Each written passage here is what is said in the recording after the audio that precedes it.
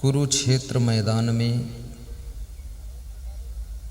जहाँ पर महाभारत युद्ध हुआ था, 700 श्लोक की गीता अर्जुन को सुनाया है।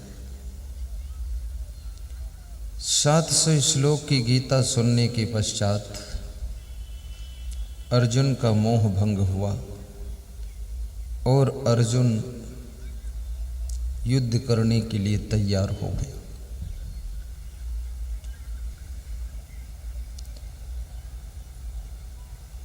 अर्जुन ने श्री कृष्ण भगवान से प्रश्न पूछा कि हे कृष्ण,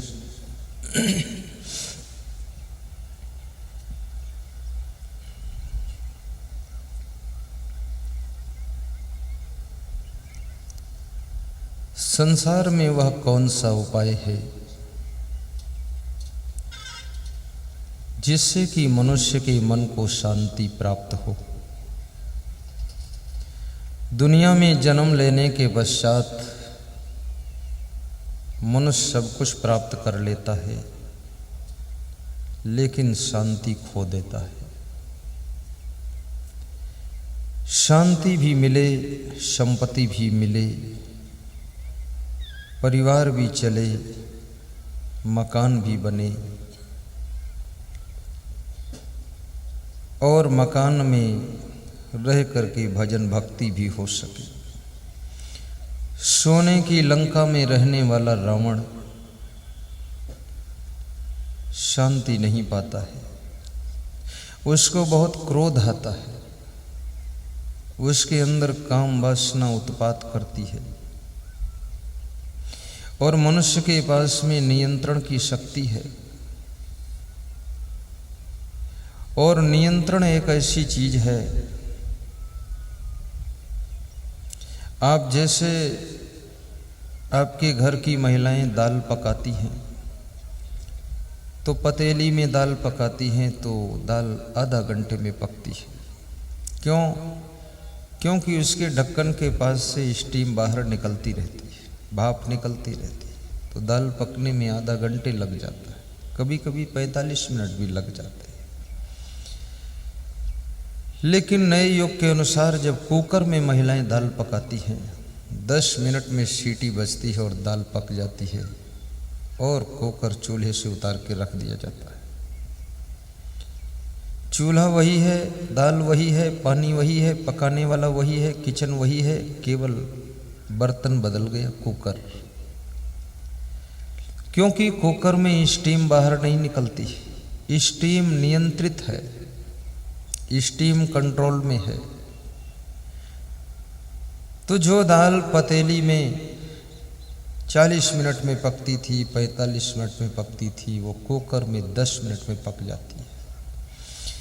याद रखना, इसी प्रकार से जिस इंसान का नियंत्रण है अपने आप के ऊपर, अपने मन के ऊपर कंट्रोल है, अपनी इंद्रियों के ऊपर जिसका नियंत्रण है, उसके सुख शांति की दाल 10 मिनट में पक जाती है। और जिनका नियंत्रण नहीं है तो जिंदगी भर पतीली चढ़ी रहती, दाल पकती नहीं है। इसलिए अपने आप के ऊपर नियंत्रण करना। और मनुष्य 2 प्रकार से अपने आप को कंट्रोल करता है। प्रथम मजबूरी समझकर और द्वितीय जरूरी समझकर। मजबूरी और जरूरी,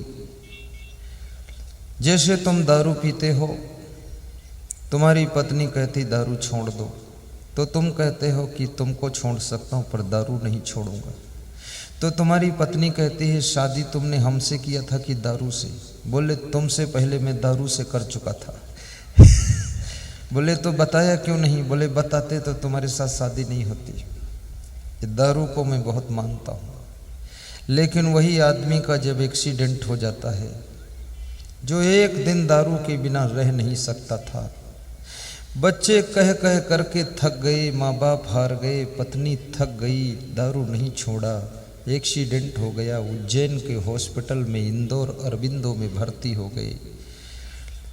अब वहाँ 1 महीने से भर्ती हैं, ऑक्सीजन पर भी हैं, टांग में पट्टे पड़े हुए हैं, 1 महीना दारू न पिया है न मांगा है, फिर भी जिंदा है। ये मजबूरी में दारू छोड़ा है। जेल में चले गए, वहाँ अफीम खाने को नहीं मिलती है, 2 साल से छोड़ दिया है।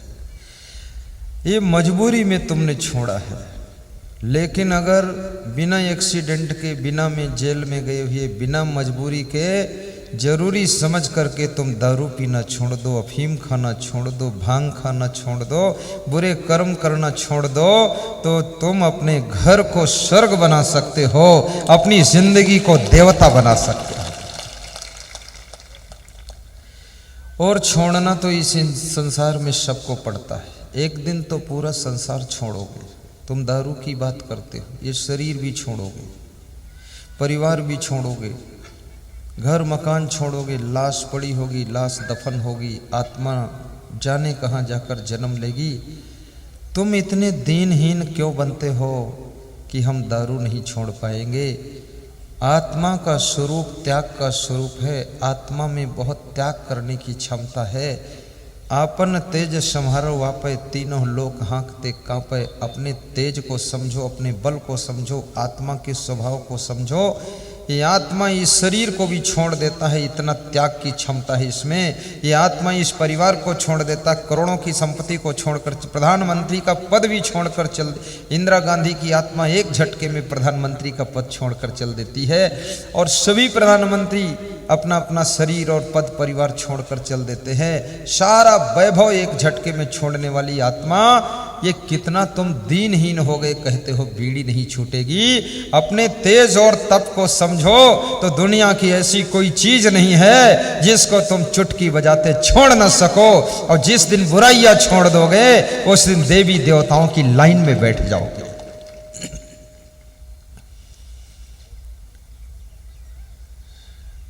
अर्जुन पूछ रहे हैं कि हे कृष्ण, शांति चाहिए।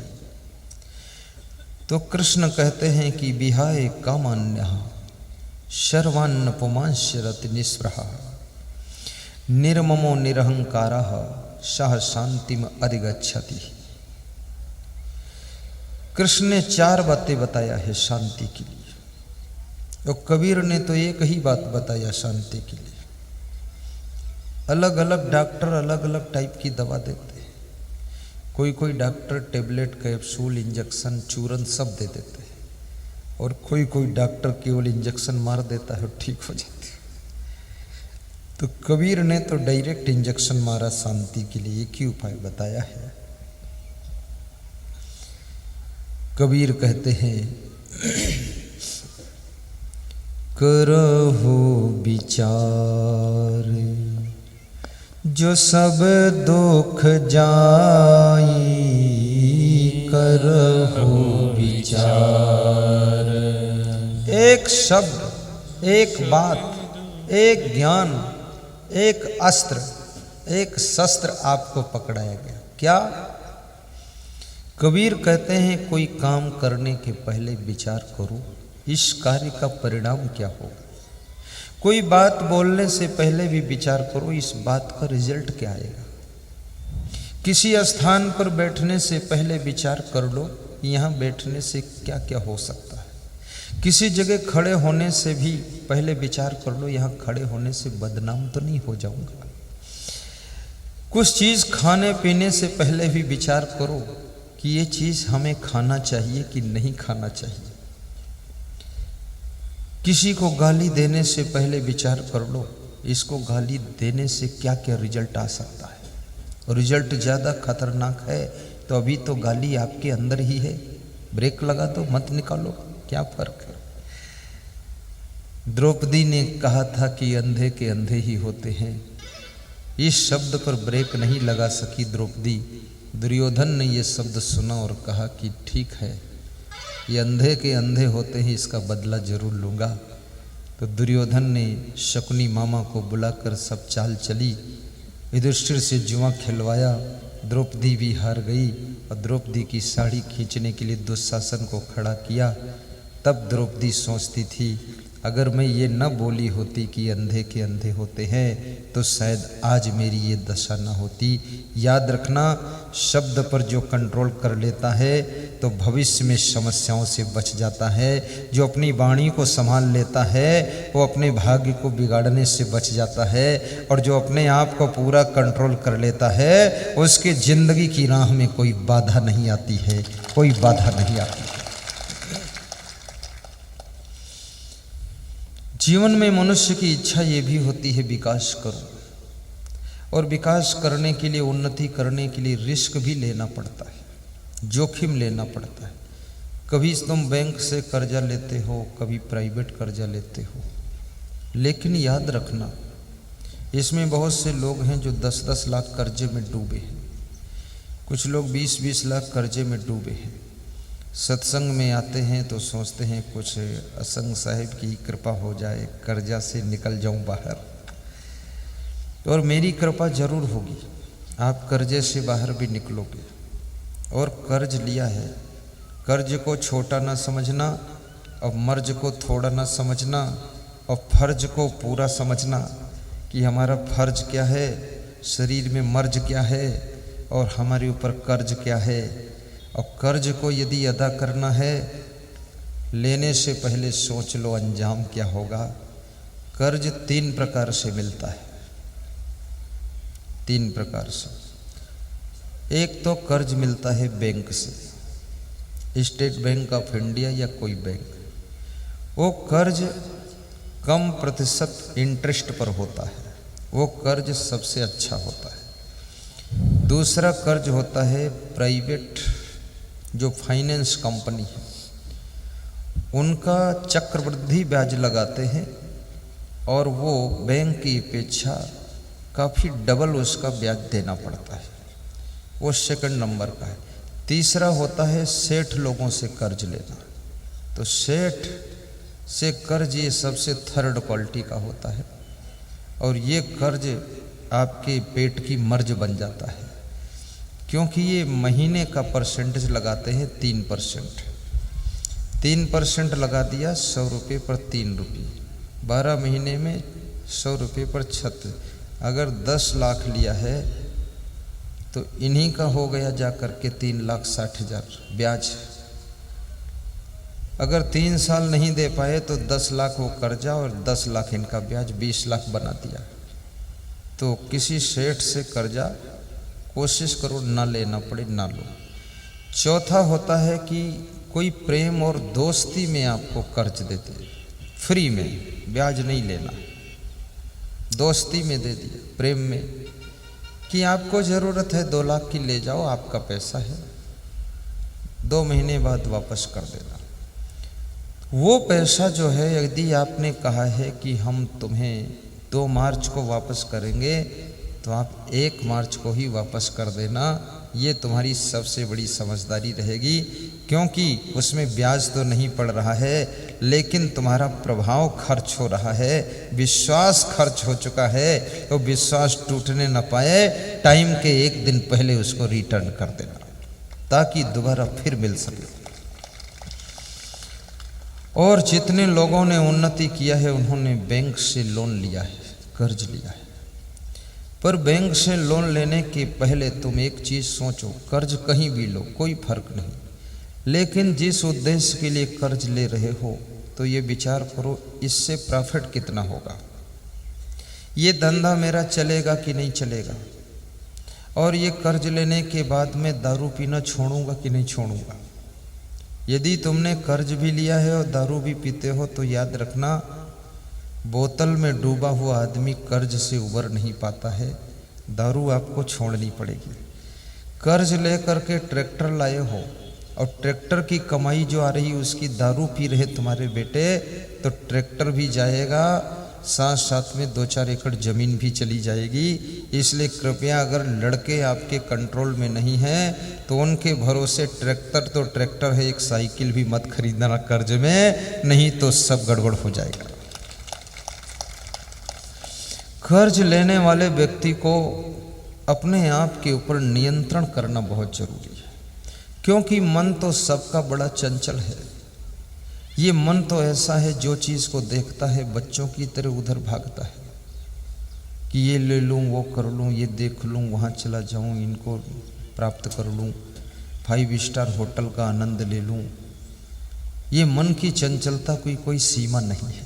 ऐसी साड़ी पहन लूं, ऐसी माथे में बिंदिया लगा लूं। एक लेडीज़ को देखा था, वो साड़ी में कुछ लटकाई थी, वो भी लटका दूं। ये दुनिया भर की बातें हैं। लेकिन तुम किसी की नकल मत करना, अपनी सद्बुद्धि से काम करना। प्रतापगढ़ जिले में उत्तर प्रदेश में एक परिवार रहता है, ब्राह्मण परिवार है। उन्होंने टीवी में मेरा प्रवचन सुना। तो मैं कभी कभी टीवी में बोलता हूँ कि सोने का हार बेचकर लोहे की कार ले आओ। सोने का हार तुम लाद कर चलोगी और लोहे की कार तुमको लाद कर चली जाएगी। और सोना तुम्हारी सासू ने बचा कर रखा, माँ ने बचा कर रखा, कोई काम आया नहीं। इसलिए अपनी ज़िंदगी में सोना हल्का पहन लो, लेकिन लोहे की कार लाओ। अब बैठ कर उज्जैन जाओ, तीर्थ में स्नान करके लौट आओ अपने पाट में, नहाओ जाकर राम घाट में, लौट के आओ पाट में और सो जाओ खाट में। तो मैं ऐसा सिखाता था।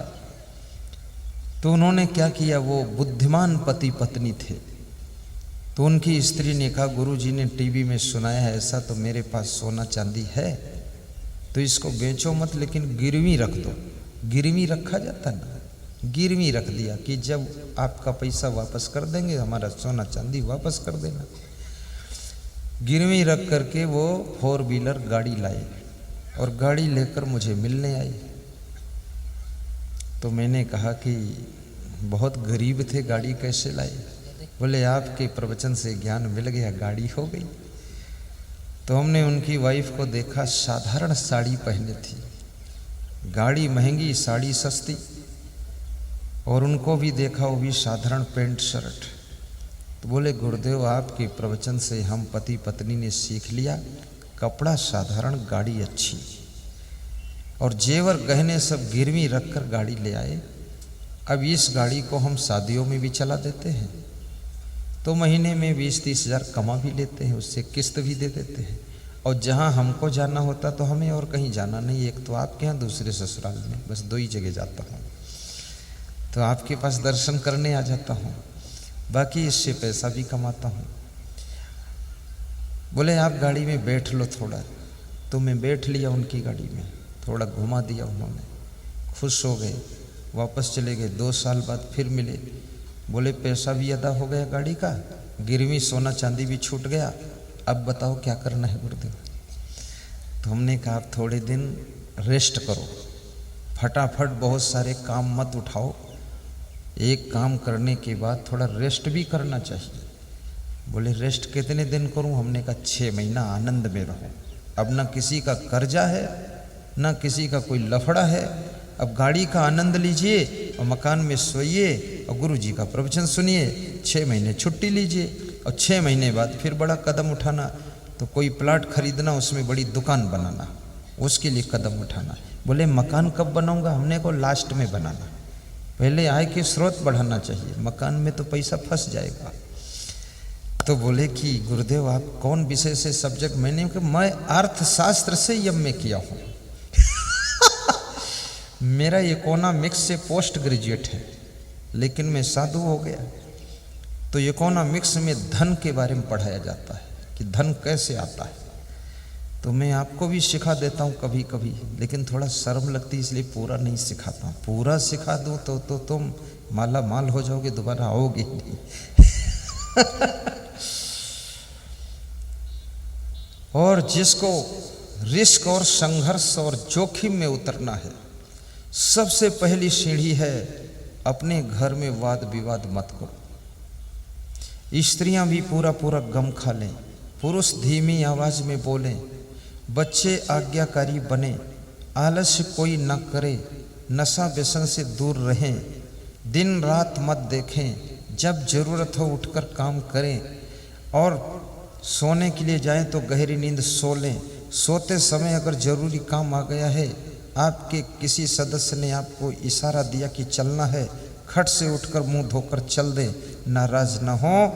और गुरु का प्रवचन गाड़ी में चलें तो उसमें सुने, शाम को सोने के पहले आधा घंटे सुने टीवी में, और मोबाइल में यूट्यूब में सुने, मैं गारंटी से कहता हूं कितना ही तुम्हारे ऊपर कर्ज हो और कितना ही घर में मर्ज हो, लेकिन तुम्हारी जीत होगी, कभी तुम हार नहीं सकते।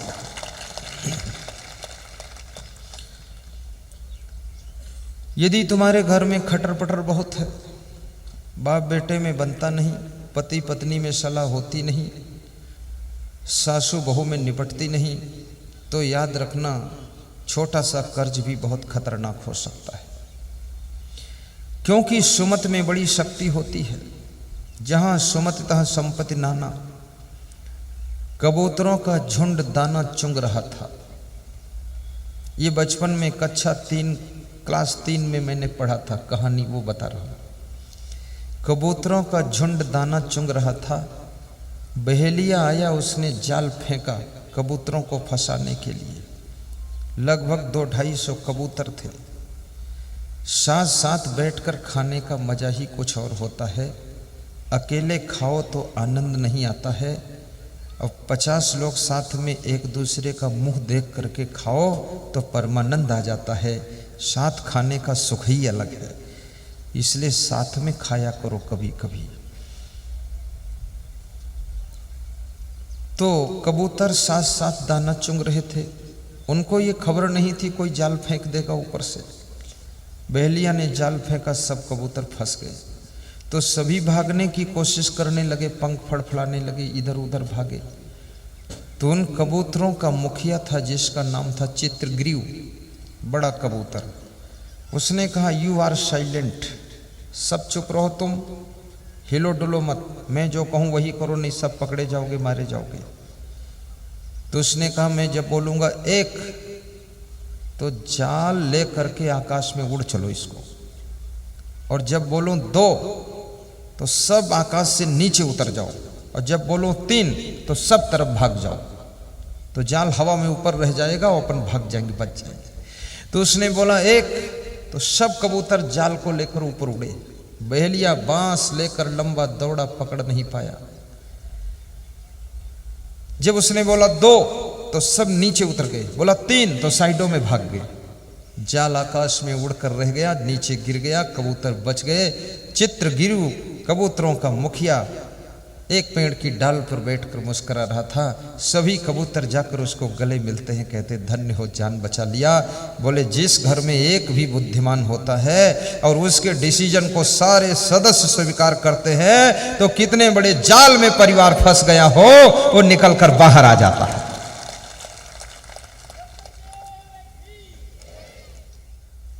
मैं आपसे निवेदन करूंगा कि आप अगर उन्नति ही करना चाहते हैं तो आप किसी भी कंडीशन में हैं, थोड़ा परोपकार करना भी शुरू कर देना, और अपनी उन्नति का 10% हिस्सा आसपास वालों की सेवा में खर्च करना।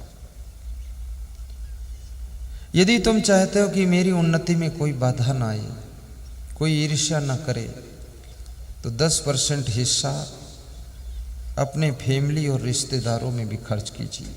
अन्यथा फैमिली के मेंबर भी जब आपका विकास होता है ना, उनके अंदर भी जलन होने लगती, वो बाधा डालते हैं। तुम्हारे रिश्तेदार भी तुम्हारी निंदा करने लगते हैं, अरे राजा होंगे तो अपने घर के होंगे, हमसे क्या मतलब। तुमने कभी कुछ नहीं बोला, लेकिन ऐसे ही वो उछलते रहते, सब नाराज होते। तो उनको भी थोड़ा थोड़ा परसेंटेज दे देना, और 10% राजनेताओं के ऊपर भी खर्च करना, क्योंकि आपके बिजनेस में कोई बाधा आएगी तो मदद करेंगे।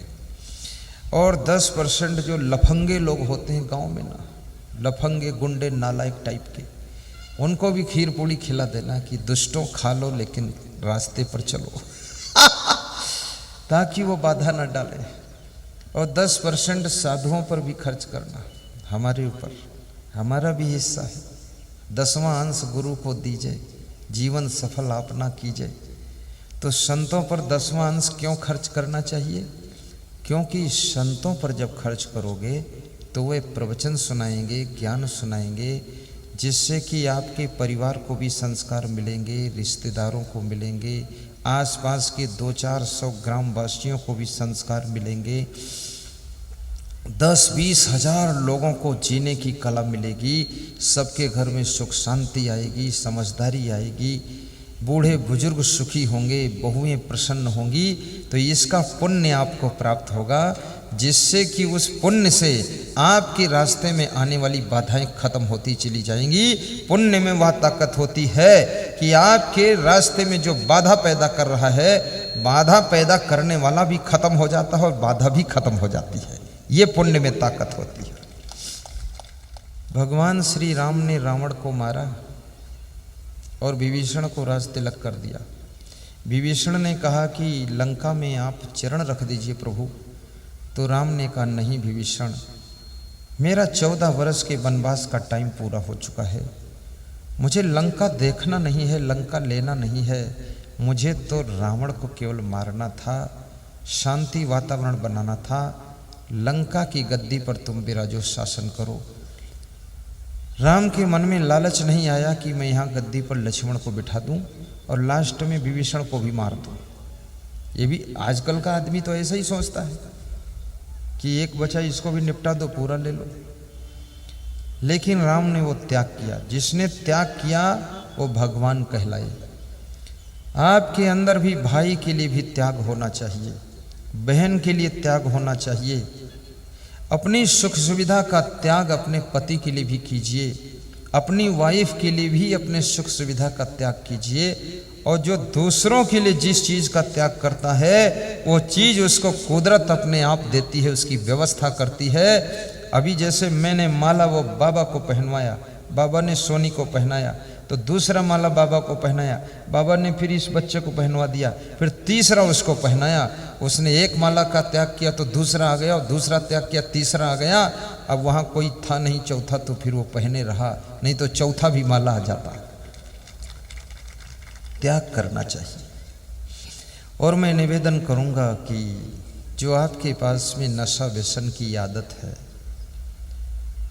यदि तुम्हारे घर की महिलाएं दुख मान रही हैं तो उनके साथ बैठकर हंसकर कह देना कि आज हम संकल्प लेते हैं कि दारू नहीं पिएंगे, कभी नहीं पिएंगे।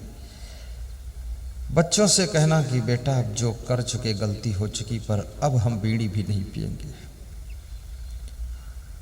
और माताओं बहनों से कभी कभी पूछ भी लेना कि हमारे द्वारा कोई तकलीफ तो नहीं हो रही है। इसमें ऐसे कितने लोग हैं जो कभी कभी पूछते हैं?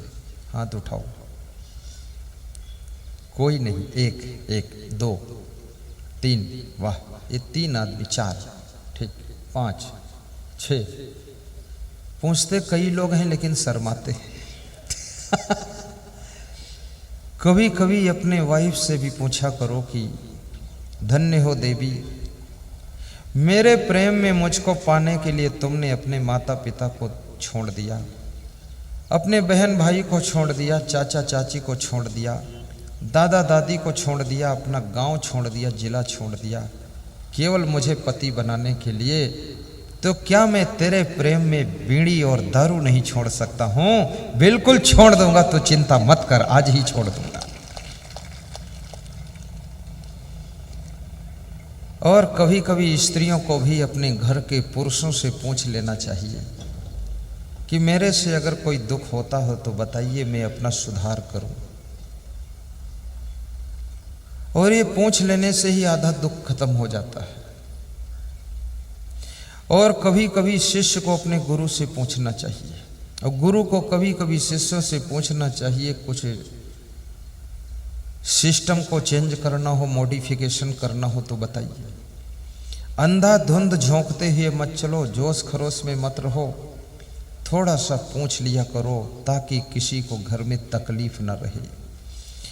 और जो दूसरे के दुख सुख का ध्यान रखता है, दूसरे की आराम और कष्ट का ख्याल रखता है, दूसरे की बीमारी और स्वास्थ्य की भी चिंता करता है, जो दूसरों के खाने पीने की फिक्र रखता है, याद रखना उसकी फिक्र तो ये पूरी कुदरत करती है, किसी को करना नहीं पड़ता है। परोपकाराय शताम विभूतया, परहित सरिष धर्म नहीं भाई, पर पीड़ा सम नहीं अधमाई। अष्टादश पुराणेश व्यासस्य वचनम द्वयम, पुण्याय परोपकाराय पापाय परपीड़नम। 18 पुराणों में और 4 वेदों में 2 बातें मुख्य मिली हैं कि परोपकार